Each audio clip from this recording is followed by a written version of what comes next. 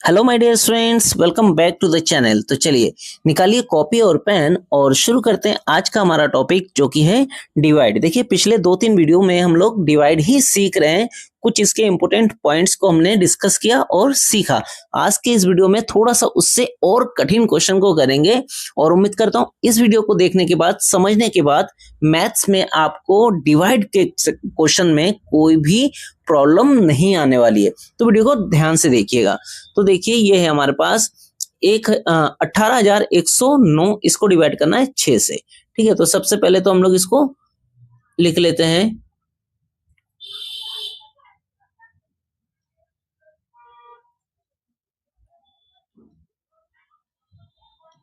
ठीक है, अब देखिए 6 एक तो छोटा है तो दोनों में ले लेंगे 18 में। 6 तिया 18।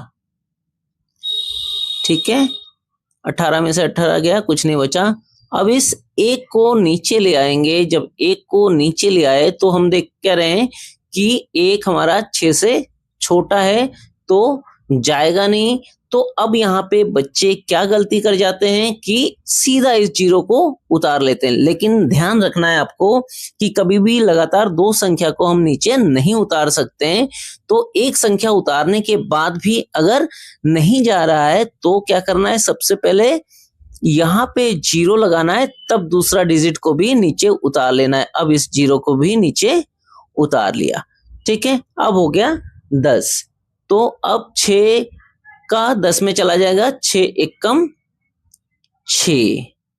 अब इसको घटा देंगे तो कितना बचा, 4। अब इस 9 को ले आएंगे, ये हो गया 49। तो 6 का पहाड़ा 49 में, 6 अट्टे 48। 6 अट्टे 48, क्या बचा, 1। अब देखिए एक आ गया। अब हमें अगर आपके आंसर में उत्तर और शेष में दिया है तब तो यहीं पे आ जाएगा, ये आपका उत्तर हो जाएगा और ये शेष हो जाएगा।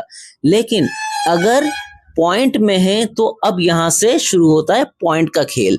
तो क्या करेंगे हम लोग, यहाँ पे पॉइंट लगा देंगे, अब यहाँ पे जीरो लगा देंगे। ठीक है, क्यों पॉइंट लगाना है, क्योंकि अब हमें उतारने के लिए कोई भी डिजिट, कोई भी संख्या नहीं बचा है। ठीक है, अब 6 का पहाड़ा 6 एकम 6, कितना बचा, 4। पॉइंट लगा हुआ है तो जीरो हम कितने बार भी अब लगा सकते हैं, लेकिन एक एक करके, एक साथ नहीं। ठीक है, अब 40 हो गया तो 6 छिंग 36 हो जाएगा। फिर 40 आ गया। ठीक है, अब ये 4 है तो जीरो लगा दिया, तो फिर से 6 छिंग 36 आ गया।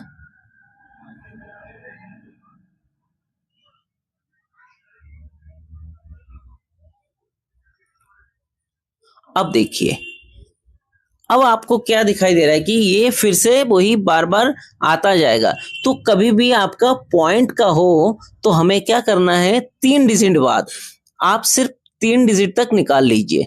ठीक है, 3 डिजिट तक आपने निकाल लिया, उसके बाद आंसर हमें सिर्फ 2 डिजिट तक लिखना होता है। 3 डिजिट तक ये हमने निकाल लिया, तो अब हमें आंसर सिर्फ यहां तक लिखना है। अब लिखते समय आपको क्या ध्यान देना है कि हमारा जो तीसरा डिजिट है वो अगर 5 है या फिर 5 से ज्यादा है तो दूसरा डिजिट में हम एक बढ़ा देंगे। देखिए तो यहाँ पे 6 है जो कि 5 से बड़ा है, तो हमें क्या करना है, ये हमारा जो मेन आंसर है वो क्या हो जाएगा, हमारा मेन आंसर हो जाएगा ये 3018.17 हो जाएगा। यहां ध्यान दीजिए फिर से, क्योंकि ये जो तीसरा है, तीसरा अंक हमारा वो 5 से बड़ा है। 5 भी होगा तब भी यहाँ पे एक बढ़ जाएगा, और 5 से ज्यादा होगा तब भी दूसरे नंबर पे एक बढ़ जाएगा। ठीक है, लेकिन अब ध्यान दीजिए, अगर हमारे पास जो तीसरा डिजिट है वो 5 से कम हो, जैसे मान लीजिए सपोज दैट अगर हमारा कुछ क्वेश्चन ऐसा होता कि जिसका आंसर हमारा ऐसे आ जाता, अब मान लीजिए ऐसा होता, तो तीसरा डिजिट हमारा 5 से कम है, तो हमें आंसर में 2 ही डिजिट लिखने हैं, 3018 अब 16 ही रहेगा। अब क्योंकि ये 5 से कम है तो इसलिए यहाँ पे नहीं बढ़ेगा। ठीक है, ये आपको ध्यान देना है। हाँ, हो सकता है आपके आंसर में पूरा का पूरा आंसर लिखा हो तब तो यही आएगा, लेकिन अगर सिर्फ 2 डिजिट में लिखा है आंसर में, पॉइंट के बाद 2 डिजिट में, तो आपको ऐसे में लिखना है। ठीक है, उम्मीद करता हूं आपको समझ में आ गया होगा। अगर समझ में आ गया तो वीडियो को लाइक कर देना। चैनल पर पहली बार आए तो चैनल को सब्सक्राइब कर लेना, साथ में लगे बेल आइकन को भी प्रेस कर देना, जिससे मेरे आने वाले हर वीडियो की नोटिफिकेशन आपको मिलता रहे और आपके नवोदय विद्यालय प्रवेश परीक्षा की तैयारी मेरे साथ साथ बहुत ही अच्छे तरीके से होती रहे। याद रखिए, इस चैनल के माध्यम से नवोदय विद्यालय प्रवेश परीक्षा की कंप्लीट तैयारी करवाता हूँ, वो भी बहुत ही आसान तरीके से। तो इस वीडियो को अपने उन सभी साथियों के साथ भी शेयर कीजिए जो आपके साथ साथ घर बैठे ही नवोदय विद्यालय प्रवेश परीक्षा की तैयारी करना चाहते हैं।